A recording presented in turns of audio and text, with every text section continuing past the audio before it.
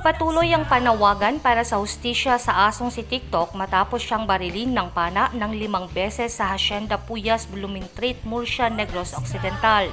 Bilang tugon, itinaas na sa halagang 65,000 pesos ang pabuya para sa sinumang makapagtuturo sa taong responsable sa kalupitang ito.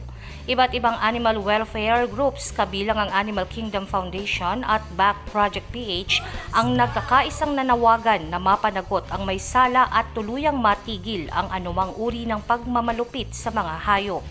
Sa isang Facebook post, ipinaabot ng AKF ang kanilang matinding pagkabahala at galit sa naganap na insidente na kanilang tinawag na isang malupit at walang pusong gawain mula sa isang taong wala sa matinong pag-iisip.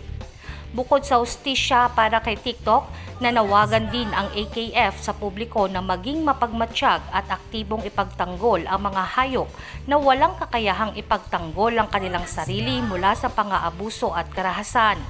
Ayon sa ulat, ginamit ang tinatawag na Indian target sa pag-atake kay TikTok na labis na ikinagalit ng mga animal lovers. Kaagad na rumisponde ang Back Project PH upang maisalba ang buhay ni TikTok na sumailalim sa isang matagumpay na operasyon at ngayon ay patuloy nang nagpapagaling. Ang lumalaking halaga ng pabuya ay mula sa mga kontribusyon at donasyon ng iba't ibang pampubliko at pribadong tao na nagnanais na mabigyan ng hustisya si TikTok.